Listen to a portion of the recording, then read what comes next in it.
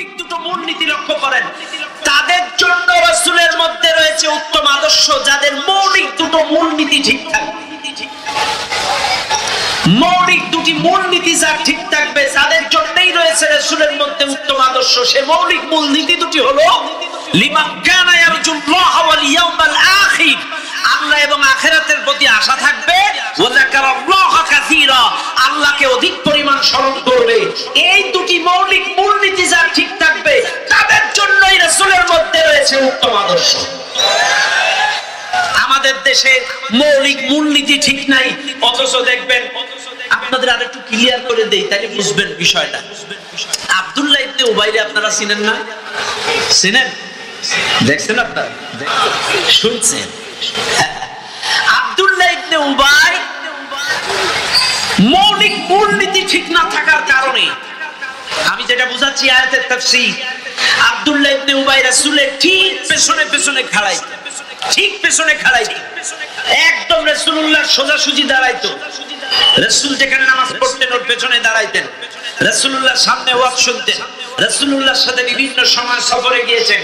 এমনই একদিন রাসূলুল্লাহ সাল্লাল্লাহু আলাইহি সাল্লাম মদিনার মসজিদে নামাজের নিয়ত করবেন, নামাজের কাতার সোজা হয়ে গিয়েছে, সাব্বু সুফুফাকুম ফাইন্না, এইভাবে যখন রাসূল হাদিস বললেন সবাই দাঁড়িয়ে গেল, কাতার সোজা করে নিল, ঠিক করে নিল, সবাই দাঁড়িয়ে গেল।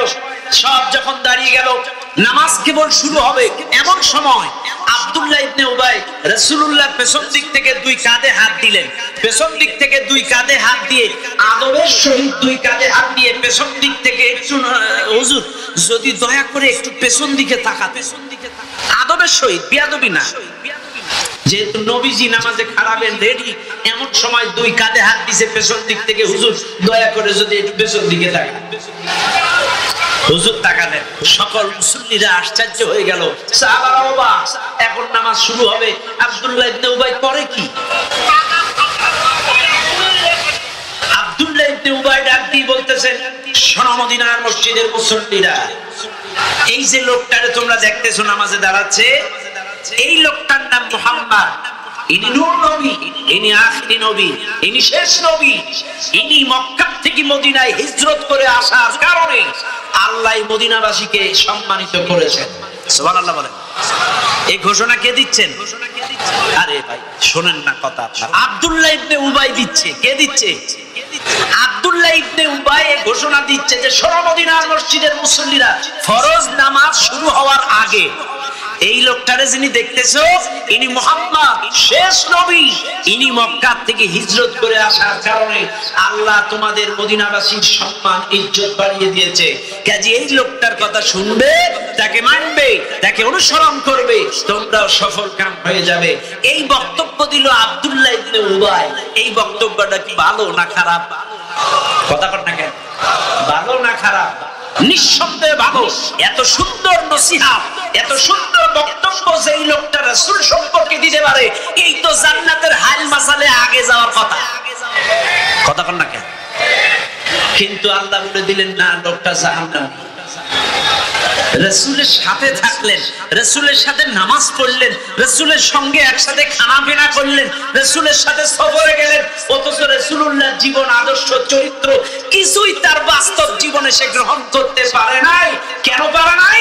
সে রাসূলের সাথে তাল মিলিয়ে লেভেল প্লেন করে চলতো, বাস্তবে তার মৌলিক মূলনীতি ঠিক ছিল না। লিমান কানা ইয়ারজুল্লাহ ওয়াল ইয়াউমাল আখির, আল্লাহ এবং আখিরাতের আশা তার কলিজায় ছিল না।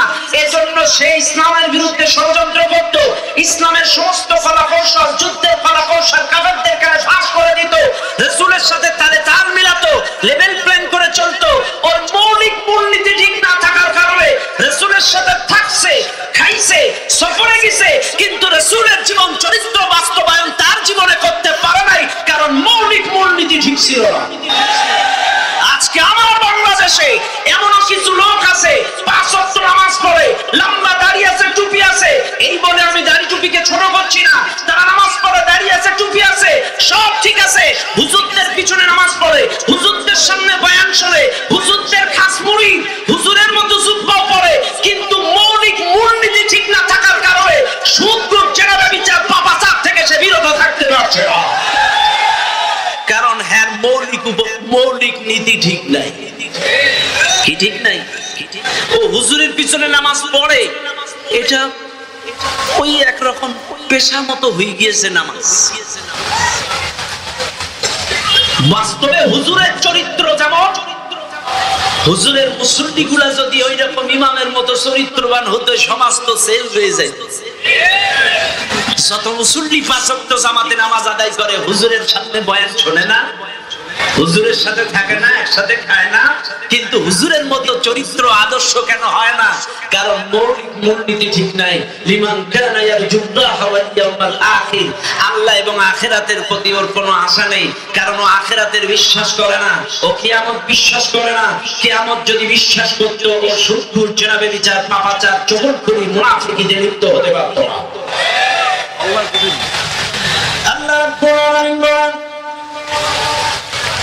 আল্লাহ এবং আখিরাতের প্রতি আশা যাদের থাকবে, কিয়ামতে আপনাকে আমাকে দাঁড়াতে হবে, আল্লাহর সামনে হাজির হওয়া লাগবে, আল্লাহর সামনে আপনাকে আমাকে দণ্ডায়মান হওয়া লাগবে, প্রত্যেকটা নিয়ামতের কৈফিয়ত তোমাকে দেওয়া লাগবে। ওয়া ইন তাউদ্দু নি'মাতাল্লাহি লা তুহসুহা, যত নিয়ামত তুমি খাইছো সব কিছু তোমার কৈফিয়ত দেয়া লাগবে, কারণ নিয়ামতের গণনা শেষ করে পারা যাবে না। তুমি গাছ ভরা আম খাইছো, মাঠ ভরা ধান খাইছো, পুকুর ভরা মাছ খাইছো, তুমি 7 বছর পর্যন্ত অক্সিজেন গ্রহণ করেছো, যা কিছু তুমি গ্রহণ করেছো প্রত্যেকটার হিসাব তোমাকে দেওয়া লাগবে। তোমার যৌবনকালের হিসাব দেওয়া লাগবে, তোমার প্রত্যেকটা সেকেন্ডের কৈফিয়ত দেওয়া লাগবে। ইন্নাস সাআতা লাআতিয়াতুন লা রাইবা ফিহা, এই দুনিয়ার মানুষ কিয়ামত যে হবে কোনো সন্দেহ নাই, কোনো সন্দেহ নাই, কিয়ামত যে হবে কোনো সন্দেহ নাই, কিন্তু ওয়ালাকিন্না আকসারুন নাসি লা ইউমিনুন, ম্যাক্সিমাম মানুষ সেটা বিশ্বাস করে না। কারণ প্রত্যেকটা মানুষকে দাঁড়ানো লাগবে। এই জন্য আল্লাহ এবং আখিরাতে যারা বিশ্বাস করে, আল্লাহ এবং আখিরাতের আশা যাদের কলিজার মধ্যে পোষণ করে, আল্লাহর সামনে দাঁড়ানো লাগবে, আখিরাতে দাঁড়ানো লাগবে, এবং ওয়াযাকারাল্লাহ কাসীরা, আল্লাহকে অধিক পরিমাণ স্মরণ করবে যারা। এখন অধিক পরিমাণ স্মরণ করার মানে শুধুমাত্র তাসবিহ টিপা, শুধুমাত্র সকাল সন্ধ্যা জিকির করা বিশ্বাস করেন না। তাফসীরের মধ্যে পাওয়া যায় ওয়াযাকারাল্লাহ কাসীরা, অধিক পরিমাণ স্মরণ করার মানে হলো মুমিন জিন্দেগীর 24টা ঘন্টায় আল্লাহর নাম স্মরণ বেশি বেশি করা। আপনি বাড়ি থেকে কামে কাজে বের হচ্ছেন, বিসমিল্লাহি তাওয়াক্কালতু আলাল্লাহ, আপনি যানবাহনে উঠছেন, সুবহানাল্লাযী সাখখারা লানা হাযা ওয়া মা কুন্না লাহু মুকরিনিন ওয়া ইন্না ইলা রাব্বিনা লামুনকালিবুন, আপনি নৌকায় উঠতেছেন, বিসমিল্লাহি মাজরিহা ওয়া মুরসাহা ইন্না রাব্বি লাগফুরুর রহিম, আপনি ভাত খাচ্ছেন, বিসমিল্লাহি ওয়া আলা বারাকাতিল্লাহ, আপনি ঘুমাইতে যাচ্ছেন, আল্লাহুম্মা বিসমিকা আমুতু আহইয়া, আপনি ইস্তিনজায় যাচ্ছেন, আল্লাহুম্মা ইন্নী আউযু বিকা মিনাল খুবসি ওয়াল খাবাইস, আপনি মসজিদে ঢুকতেছেন, আল্লাহুম্মা আফতাহলি আবওয়াবা রাহমাতিক, আপনি মসজিদ থেকে বাইরে হচ্ছেন, আল্লাহুম্মা ইন্নী আসআলুকা মিন ফাযলিক। এক কথায় মুমিন জিন্দেগীর 24টা ঘন্টায় আল্লাহর নামে স্মরণ করা, বেশি বেশি করে স্মরণ করা, এটাই হলো ওয়াযাকারাল্লাহ কাসীরা। মনে রাখবেন মুসলমান, আপনি যদি বেশি পরিমাণ আল্লাহকে স্মরণ করতে পারেন, মৃত্যুর সময় কালেমা শাহাদাত আপনার নসিব হয়ে যাবে। যে যেই কামটা বেশি বেশি করে, মৃত্যুর সময় তার সেই কামটা স্মরণ হয়ে যাবে। আপনি বেশি বেশি গান বাজনা শুনবেন, মৃত্যুর সময় আপনার জবান দিয়ে গান বের হয়ে যাবে। বেশি বেশি বিড়ি সিগারেট খাবেন, মৃত্যুর সময় আপনি সিগারেট চাই। কথা বলেন। আপনি গুল খান, মৃত্যুর সময় দেখা যাচ্ছে আপনি গুল চাইতেছেন, যে পাও দুটো ধরে আরে একটু গুল দে, কারণ আপনি সারা জীবন আচ্ছা করে খানিকটা এই জায়গায় গুজে মারছেন, গুল আছে না নাই? ভুল বুঝবেন না। এক লোক সারাটা জীবন খাইছে গুল, মৃত্যুর সময় লোকটার মৃত্যুর পূর্ণ মুহূর্তে ছটফট করতেছে, বউ আরে একটু গুল দে, আরে একটু গুল দে। এখন মৃত্যুর সময় আত্মীয় স্বজন কেউ কি গুল দিতে পারে? এখন বউ চালাকি করে কিছু পেপসুডেন্ট পাউডার হাতে ঢেলে দিস। এখন ও লোক তো সকিটের পাশ মারতেছে, বউ বলতেছে, বউ এই গুল মিষ্টি হলো কি করে? বউ বলতেছে, কোম্পানি নতুন ভাই।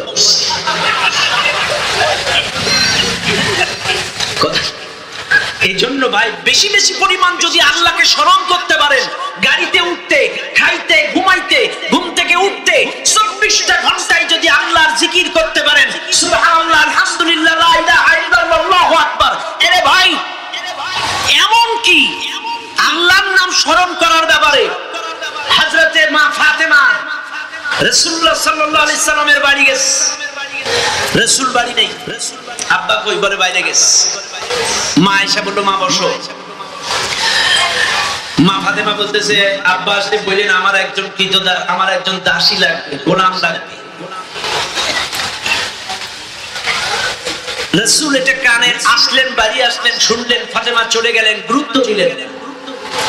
আবার আসছে, ফাতেমা লোক দিয়ে সংবাদ পাঠাইছে ফাতেমার বাড়ি কৃতদাস লাগবে, গোলাম লাগবে। রাসূলুল্লাহ সাল্লাল্লাহু আলাইহি সাল্লাম রাতের বেলায় চলে গেলেন আলী আর ফাতেমার বাড়ি। ততক্ষণ রাত একটু বেশি হওয়ায় ফাতেমা আর আলী শুয়ে পড়ছে। হযরতে ফাতেমা রাদিয়াল্লাহু আনহা এবং হযরতে আলী রাদিয়াল্লাহু তাআলা তারা দুইজন শুয়ে পড়ছে বিছানার মধ্যে।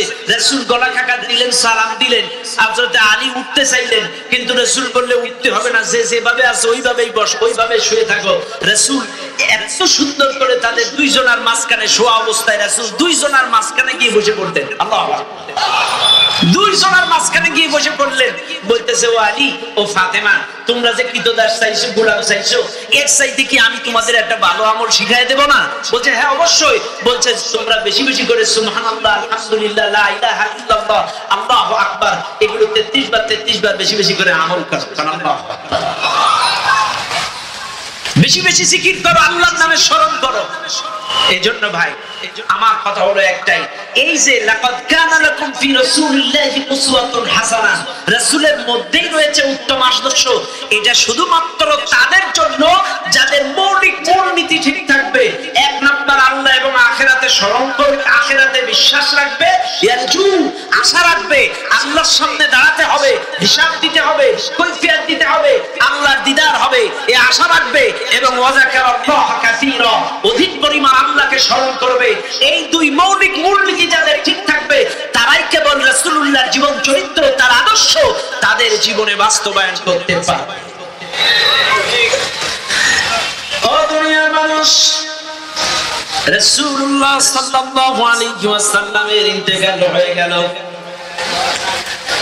হযরতে আব্দুল্লাহ ইবনে মাসউদ রাদিয়াল্লাহু তাআলা তিনি আম্মাজান হযরতে আয়েশা সিদ্দিকার বাড়ির দিকে যাচ্ছেন, ঘরের দিকে যাচ্ছেন। শুনে নেন দুনিয়ার মানুষ,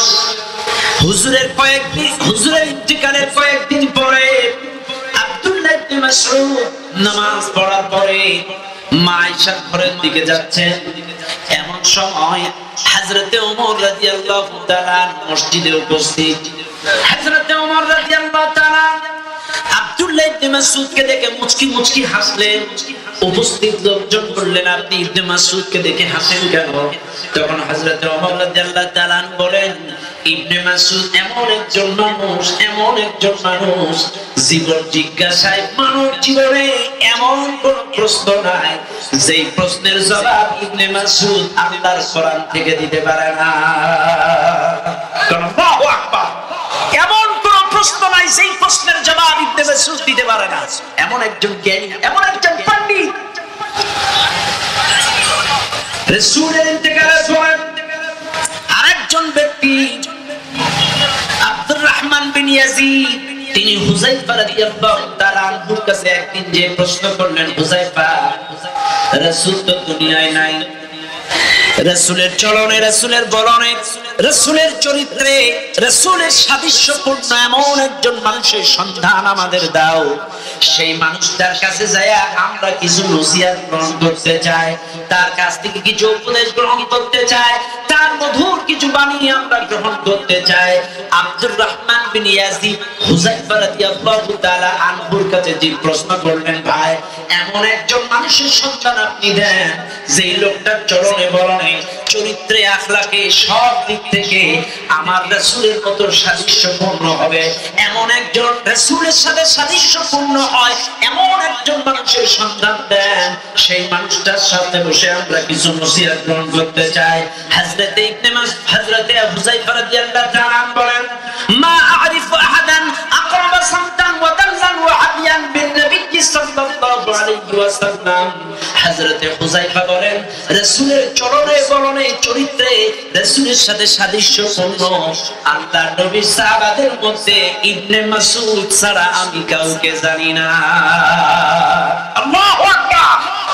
ইবনে মাসউদ এমন একজন সাহাবী, চলনে ছিল রাসূলের মতো, বলনে ছিল রাসূলের মতো, চরিত্রে ছিল রাসূলের মতো। আল্লাহু আকবার। হযরতে হুযায়ফা বলতেছেন এই ইবনে মাসউদ ছাড়া এমন কাউকে আমি জানি না যে লোকটা রাসূলের সাথে সাদৃশ্যপূর্ণ। তো ইবনে মাসউদ রাসূলের ইন্তেকালের পরে মা আয়েশার বাড়িতে আসলেন, ডাক দিলেন, সালাম দিলেন, সালাম দিয়ে ডাক দিয়ে বলেন আম্মা জান, আম্মুল মুমিনিন ওগো মা আয়েশা, আমরা রাসূলের সঙ্গে অনেক দিন ছিলাম, আমরা রাসূল সম্পর্কে অনেক কিছু জানি, আবার অনেক কিছু জানি না। আপনারা রাসূলের সঙ্গে অনেক সময় কাটিয়েছেন, আপনারা এমন কিছু ইন্টারনাল ব্যাপার আছে, এমন কিছু আভ্যন্তরীণ ব্যাপার আছে আপনারা জানেন, এমন কিছু জীবন ঘনিষ্ঠ কথা আপনি সবচাইতে বেশি জানেন।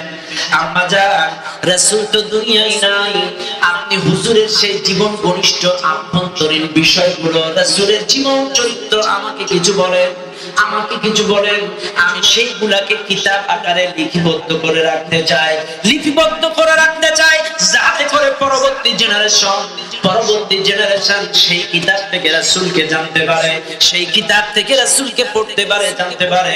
আপনি আমাকে রাসূল সম্পর্কে কিছু বলেন, রাসূলের জীবন চরিত্র সম্পর্কে আমাকে কিছু ধারণা দেন। হযরত আয়েশা সিদ্দিকা রাদিয়াল্লাহু আনহা তার কাছে প্রশ্ন করলেন রাসূলের জীবন চরিত্র সম্পর্কে। আর হযরত আয়েশা ডাক দিয়ে বলেন ইবনে মাসউদ কানা খুলুকুল কুরআন, রাসূলের চরিত্রটাই তো কোরআন, কান্নাহু কুরআনুন হাইয়ুন, রাসূল হলো জীবন্ত কোরআন। জোরে বলেন সুবহানাল্লাহ। কানা খুলুকুল কুরআন, রাসূলের চরিত্রটাই তো কোরআন, কান্নাহু কুরআনুন হাইয়ুন, রাসূল ছিলেন জীবন্ত কোরআন। কাজে তোমরা যদি রাসূলের জীবন চরিত্র খুঁজতে চাও, কোরআন পড়ো, কোরআন বুঝো, প্রত্যেকটা আয়াতে প্রত্যেকটা পৃষ্ঠায় রাসূলের জীবন চরিত্র মিশে আছে। কথাটা কে বলতেছেন? মা আয়েশা। মা আয়েশা বললেন রাসূলকে যদি জানতে চাও, রাসূলকে যদি বুঝতে চাও, কোরআন পড়ো, কারণ কোরআনটাই হলো রাসূলের চরিত্র, রাসূল হচ্ছে জীবন্ত কোরআন, কারণ কোরআন পড়লেই তোমরা রাসূলকে পেয়ে যাবে। কিন্তু আজকের বাংলার মানুষ এই হাদিস কিন্তু শুনে এই রবিউল আউয়াল মাসে সবাই বলে মা আয়েশা এই কথা বলেছেন, যে যার মতো করে উপস্থাপন করে। কিন্তু কপাল পোড়া মুসলমান, আমাদের ভুল বুঝেন না, কপাল পোড়া মুসলমান রাসূলকে জানতে কোরআন পড়ে না, রাসূলকে জানতে পিশাচ সিন্ধু পড়ে, তোফাজ্জল হুজুরের ওয়াজ শুনে, সুফিয়ান কাদের হুজুরের ওয়াজ শুনে। রাসূলকে জানতে রাস্তার ধারে যেই সকল ত্রুটি বই পাওয়া যায়, বিশ্ব নবীর জীবনী কে লেখছে এইটা দেয় না, এখান থেকে কথা বল না কেন? রাসূলের জীবন চরিত্র যদি কোরআন থেকে খুঁজতেন, তাহলে যেটা তার বাস্তবে ছিল সেটাই পাইতেন। কোরআন সুন্নাহ থেকে খুঁজতে, আজকে কোরআন সুন্নাহ থেকে আমরা রাসূলের জীবন চরিত্র খুঁজি না, এইজন্য বাস্তবে সত্য কথা বলতে রাসূল যেটা করে নাই সেটাও আমরা জানি, সেটাও শিখে গেছি।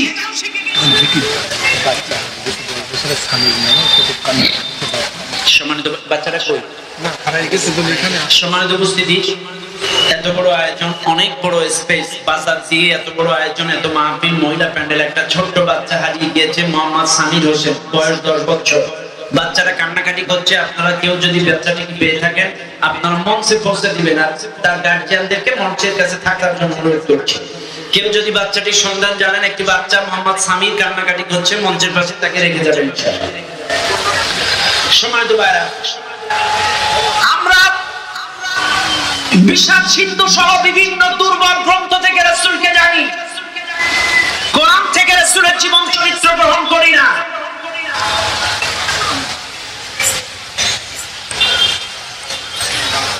আজকের আমরা এমনও কিছু কাহিনী জানি যেগুলো কোরআনেও নাই, হাদিসেও নাই, যেগুলো কোনো একটি শ্রাপ গ্রন্থে পাওয়া যায় না। আপনারা শুনছেন কি? দেখবেন অনেক আগে অনেকে ওয়াজ করত, এখনো করে কিনা জানি না। হুজুর গুহায় 3 দিন সেজদায় পড়ে আছে, পাহাড়ের গুহায় 3 দিন সেজদায়। সাহাবারা খুঁজে খুঁজে খুঁজে খুঁজে হুজুরে পায় না। হুজুর কই যায় দেখে পাহাড়ের গুহায় 3 দিন সেজদায় পড়ে আছে, 3 রাত। আবু বকর যেই বলে হুজুর আমার জীবনের সমস্ত নেক, হুজুর কাঁদতেছে একটাই স্লোগান, আমার উম্মতের কি হবে, আমার উম্মতের নাজাত কি হবে। এখন আবু বকর রাদিয়াল্লাহু তাআলা আনহু যেই বলতেছেন হুজুর আপনি ওঠেন, আমার জীবনের সব নেক আমল আপনার উম্মতের জন্য দিয়ে দিলাম, আপনি ওঠেন। হুজুর উঠলেন। হযরত ওমর রাদিয়াল্লাহু তাআলা আনহু যেই বলছে হুজুর আমার জীবনের সব আমল দিলাম, আপনি ওঠেন। হুজুর উঠলো না। আলী রাদিয়াল্লাহু তাআলা আনহু বলছে হুজুর আমার সব আমল দিলাম, আপনি ওঠেন। হুজুর ওঠে না। ফাতেমা যে কয় হুজুর আব্বা আপনি ওঠেন, আমার জীবনের সব নেক আমল দিলাম আপনার উম্মতের জন্য, আপনি ওঠেন। হুজুর উঠলো না। এরপরে বলতেছে আব্বা আমার হাসান হুসাইনকে কুরবানি দিলাম তোমার উম্মতের জন্য, তুমি আব্বা তুমি ওঠো। রাসূল তখন মাথা উঠালেন। এই কাহিনী শুনছেন না আপনারা? শুনছেন আপনারা?